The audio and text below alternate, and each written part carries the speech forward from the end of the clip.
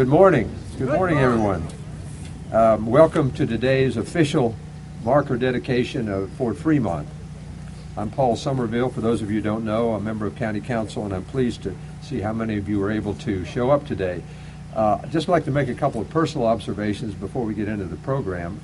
I have a special connection. My family has a special connection to Fort Fremont. My great uncle, Harry Burr, was the chief engineer here from the moment the fort was built until it shut down.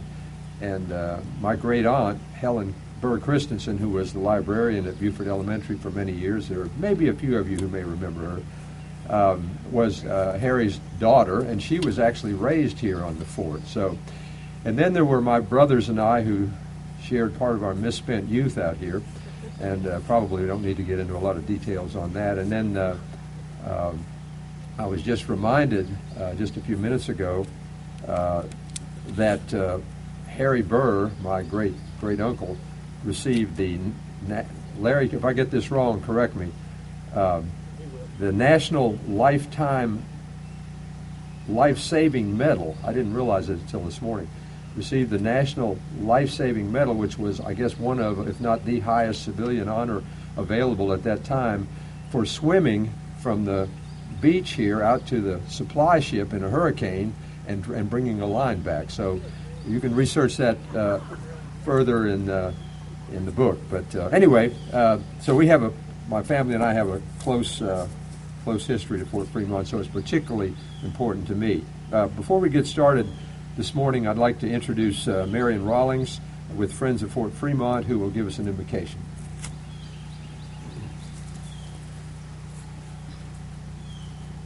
Will you bow your heads with me? Dear Heavenly Father, we come together today as American citizens, and specifically as citizens of South Carolina and Beaufort County, to honor the heritage and history of this place, to remember the soldiers of yesteryear who traveled far from home to man this fort and do their part to keep our nation free. As we work together to preserve and share this hallowed place, a unique place that gives us a snapshot into our past, may we always be mindful and respectful of both the beauty of your creation and the dedication and service of the ones who built and manned this fort. As we go forward, bless us with continued enthusiasm, dedication, and cooperation. We also remember our service members of today and ask that you keep them in your loving care, protect and comfort them wherever they serve, and bring them safely home to our shores. These things we ask in the name of your Son. Amen. Thank you, Marion. And for those of you who don't know it, that beautiful tapestry over there, Marion did that, I think, from an original photograph. So that is a beautiful piece of work. And again, Dr. Rowland, thank you very much for your reminding me of that little piece of family history that I actually didn't know about. It's been a long road that brought us to where we are today when we officially dedicate the Fort Fremont Historical Marker to the Beaufort County community. For many of you sitting in these chairs today, the road has been even longer, with hours you spent making phone calls, writing emails, and going to meetings.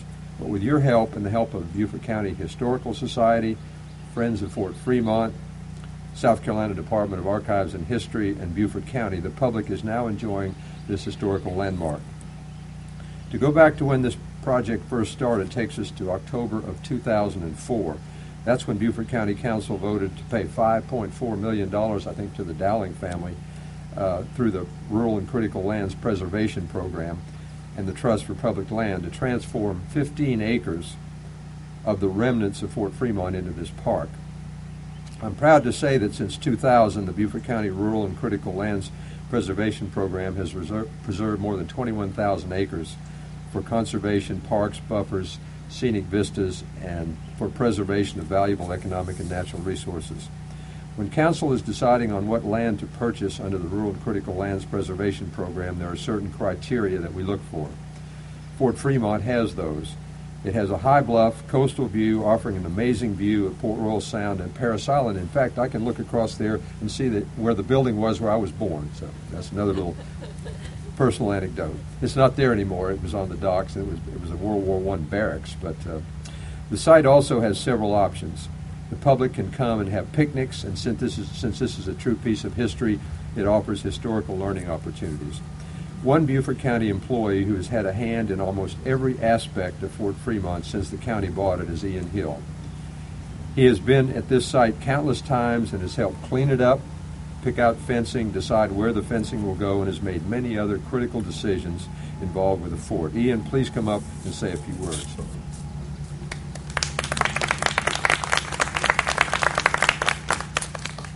Historians can't say a few words. Actually, I got involved in Fort Fremont before the county bought it. When I came down here to be the preservationist, I rode out and it was covered with vegetation. And I'd always heard from people who grew up here that as teenagers they'd done something out here that they weren't supposed to do. And sure enough, I saw two boys sitting on the top of it doing something they weren't supposed to be doing. And as I came in, they ran, and I noticed a strange smell. And I also noticed that there was evidence of all these things that teenagers did that they weren't supposed to do. My official purpose in being here is to introduce the President of the Historical Society. But before I do, I just want to point out that this thing has really been a cooperative effort from day one. The Friends of Fort Fremont, Marion Rollins and Ray Rollins and Pete Richards and others have done an enormous amount of research and work, and without them we'd be far, far behind. The Historical Society was responsible for the marker. We're working with the Technical College of Low Country to design and install corrugated steel doors and coverings on the windows. The county is working on a plan for some sort of visitor center, picnic area. We are working right now on having signs that will interpret the history of the site, put around the site. We want to put in picnic tables. We have a lot of things in the works for it, but it takes time. But without private interest, state interest, county, with all of us working together, it wouldn't happen. Pamela Ovens is the president of the Beaufort County Historical Society. She's actually the outgoing president. And like Larry Rowland and Steve Wise and Doc Ganan and a couple others, we were shanghaied into staying on the board by they created an advisory board. So I think we're on it for life. But when I first came on the board as a real board member, we weren't doing a whole lot, and we held some lectures, we did some things, but since Pamela took over as president, we've really accomplished a lot. We have a number of lectures every year about all kinds of topics of history, and I'm happy to say that in the last year we have either erected or have in the works of being erected 7 historical markers, all of which were paid for by by the society, excuse me. So it's my pleasure to introduce Pamela Ovens, President of Beaufort County Historical Society.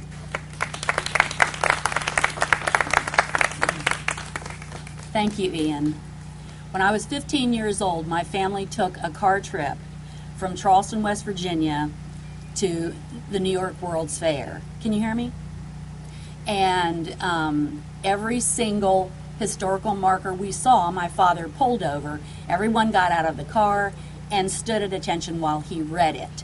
And I remember part of the trip it was raining, and I was wearing patchwork madras slacks, and they were bleeding down onto my feet. And I told that to my father, and he said, "Pamela, this is history, and today is history as well." And the Beaufort County Historical Society is honored to be part of this celebration. Thank you.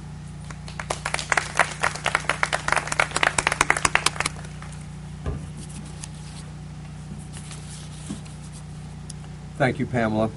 And now a man who knows his state history, Dr. Eric Emerson, traveled to us today from Columbia, where he is the South Carolina Historic Preservation Officer. Dr. Emerson.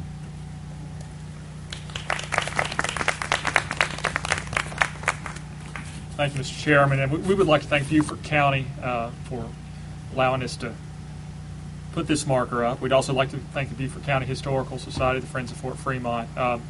This is a wonderful day for us. Anytime we get to come to a historic site like this and mark history with one of the state markers, gives me a great deal of joy. I've never been to the site before, so like a kid in a candy shop. This is really nice.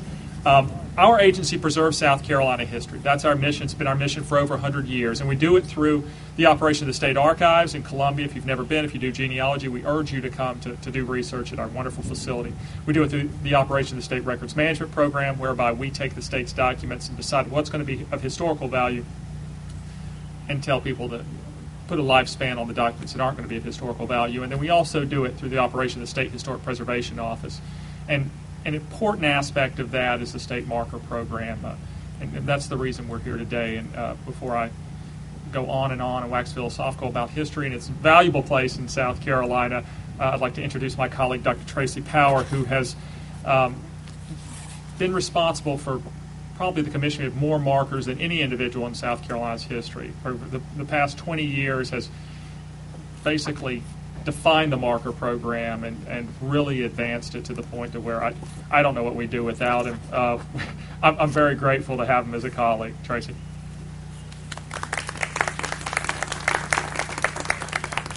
Thank you, Eric. I'm Tracy Power, historian at South Carolina Department of Archives and History. I've been the coordinator of the historical marker program since 1995. Archives and History has approved the text for almost 1,500 historical markers since 1936, and I have approved the text for just over 700 of them since 1995. The other hat I wear is I'm the co-coordinator of the National Register of Historic Places, and Fort Fremont is listed in the National Register. That's the federal government's list of properties considered officially worthy of preservation. So that being able to wear two hats, both the National Register program on the federal level and the State Historical Marker program on the state level, it's a great privilege and honor, and I'm delighted to be here. I will say, if you allow me a personal note, the first time I came to Fort Fremont was in 1988, when our office was preparing National Register nominations for many historical resources on St. Helena Island. And as Ian said, this place was overgrown. We depended on Dr. Emery Campbell of Penn Center and other local folks to tell us where the historic resources on the island were, where they were, why they were important, why they needed to be documented and preserved. And I and my colleagues were fascinated by Fort Fremont, its significance in the story it told. Because of a bureaucratic regulation, we nominated it to the National Register, but it was not officially listed in the register because the owners at the time, private owners, objected to the listing. When Beaufort County acquired the property, the county contacted our office and said, we would like to see about Fort Fremont being formally listed in the register. And so as a result of a long period from 1988 to 2004, we were delighted to help get the property listed in the register as well. So thank you very much for allowing me to be a part of this wonderful day.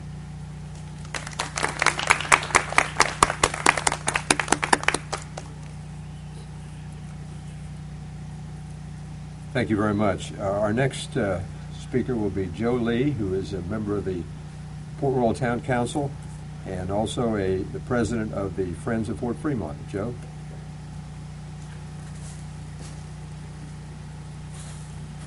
Thanks, Paul. Welcome, everybody. Thank you for coming. This is a great day. As a junior member of the Friends of Fort Fremont, I feel humbled to even be associated with this group. These people started out as master naturalists. They saw an opportunity. They came out here and sat and had a vision of what this place could be. And what you see today is the result of that. It is truly amazing to see what has happened even in the last month or two. We had a group of high school students from Riverview Charter. They wanted to do a community service day, so they called and arranged to come out here. They brought a bus, they brought their lunch, brought some rakes, brought all the necessary stuff to pick up trash, and they could hardly find any trash. So we were able to tour them around the site for the day or for half a day. They learned a lot about Fort Fremont.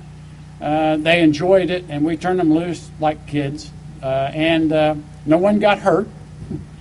But the interesting thing was that while we were out here with these children, we had probably 30 tourists come through, and since Pete Richards and I were here, we obliged them with a forced tour, and they were astonished because we don't have any signage out here to help with that situation. So it meant we personally took them on tours, and we love it because we're pretty passionate about this. And I think they went away saying, wow, what an opportunity. Well, a couple of weeks ago, Fort Fremont was on the plantation tour of St. Helena. So Friends of Fort Fremont manned a table here and offered tours. There were so many people, we couldn't take them on individual tours, so we ended up kind of stationed around the site. But these people were not only local people, but people that had come from Savannah and Charleston and other areas just for that plantation tour. And it was really enlightening. We had 150 in the morning, and I understand that afternoon another 150. So we exposed the site to these people that some of them had been here as teenagers and left their mark on the site, and others had never been here and didn't realize this. So when we do a tour with these folks, it's pretty interesting to see their reaction. But again, while we were doing this planned event, other tourists came in on their bikes like we've seen today. This is a bicycle tour group from, some of the people are from Colorado who happened to be coming through here. They were based at Penn Center, and the Penn Center folks said, take your bike tour and come to Fort Fremont. So it's a great tie-in from a tourist standpoint to get people to visit here. I think they also told them this is where the porta potty was. So it makes it a good destination point for bicyclists. But the point I'm making here is that we have a long list. The Friends have put together a development program, a long list of things we'd like to do out here. And so we are willing to sit with anyone that would listen and give you a list of things we'd like to see. And, of course, the trick is funding. So we're always going to be on our knees and begging and trying to get projects done. And I have to say the county's been great to work with us to come up with what is the best use, how can we best expose this property. Of all the people that have been, and I'm not going to go through the list of thank yous to everybody that we need to thank, but because you've already been recognized, the one group that hasn't been recognized that actually makes this possible are the voters of Beaufort County who passed the bond. We couldn't do any of this without that bond. So thanks to the voters, and on the behalf of the Friends of Fort Fremont, thank everybody and welcome to the fort.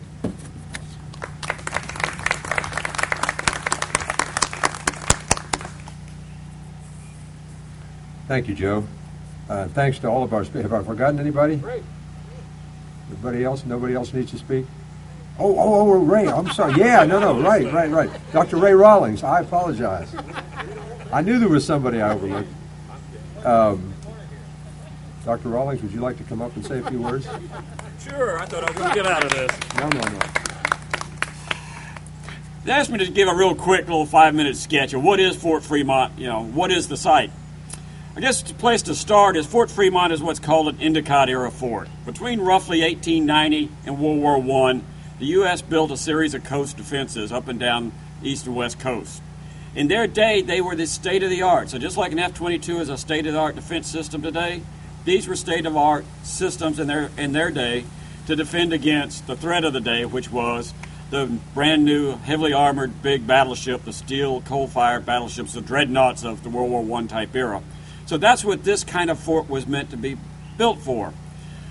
And they were building these in New York and Boston and Charleston, Savannah were on the list. But of course, Beaufort, not a chance. Small little backwater, why would anybody build a big fort here at Beaufort?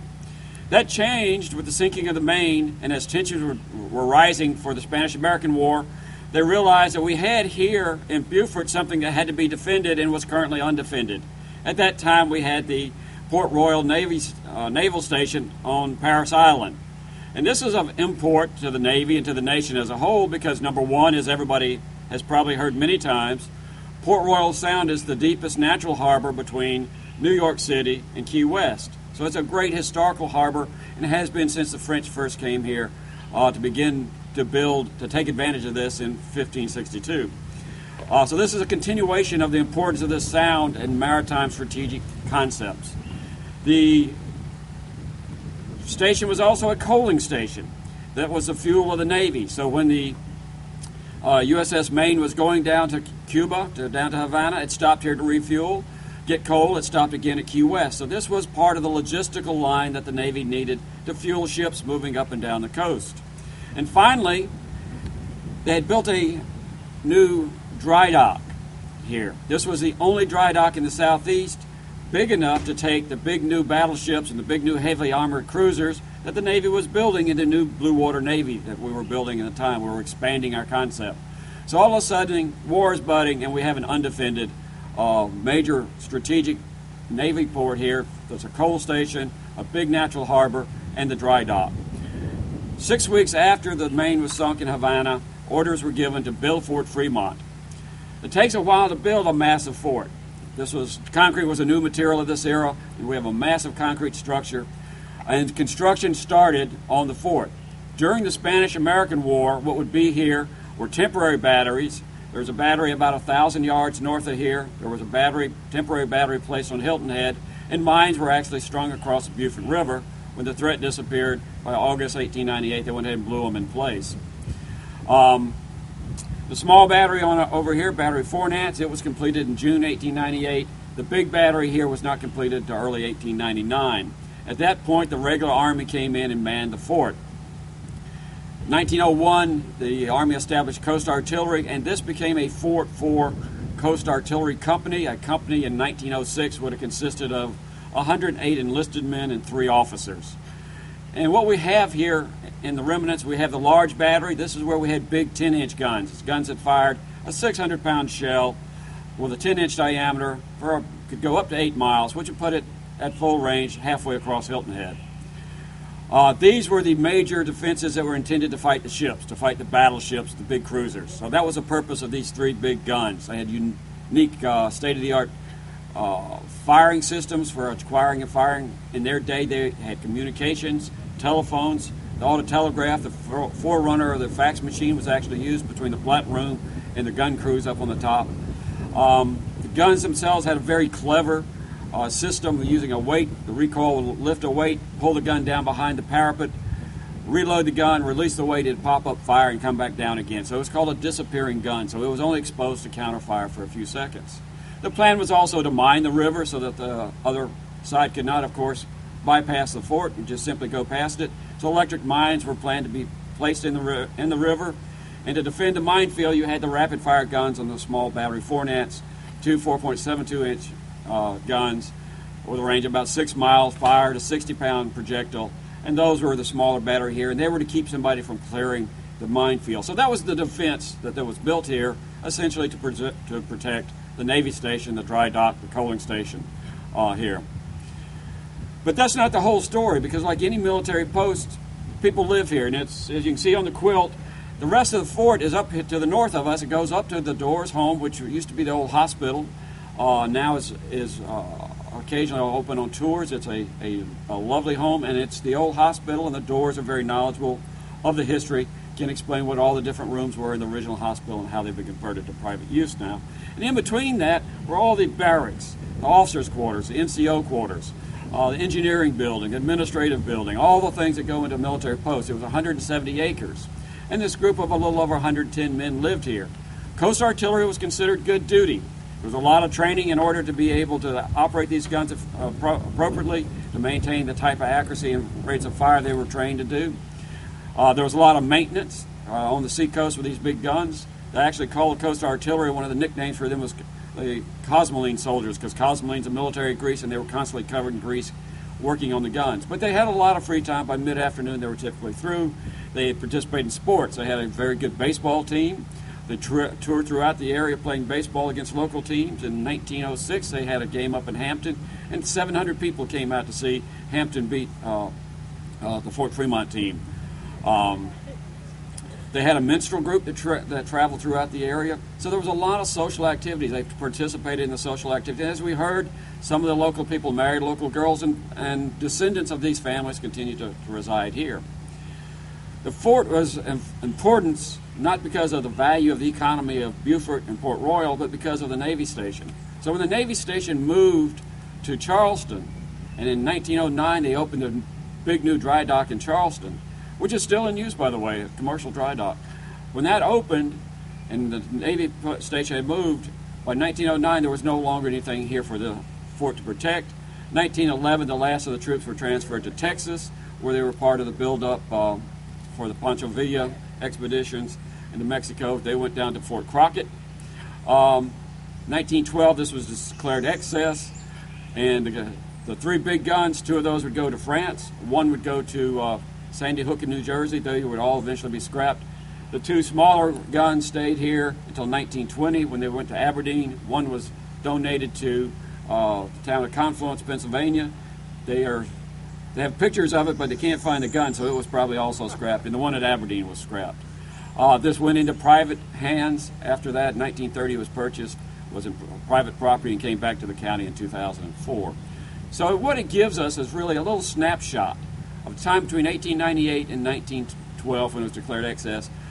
There was nothing here before, nothing here afterwards, so it's frozen in time. So this is our snapshot of a piece of military technology, state-of-the-art net zero, and it's been left here largely unspoiled in its current state in benign neglect. So we hope to be able to get more information so that people can enjoy this better. Thank you very much.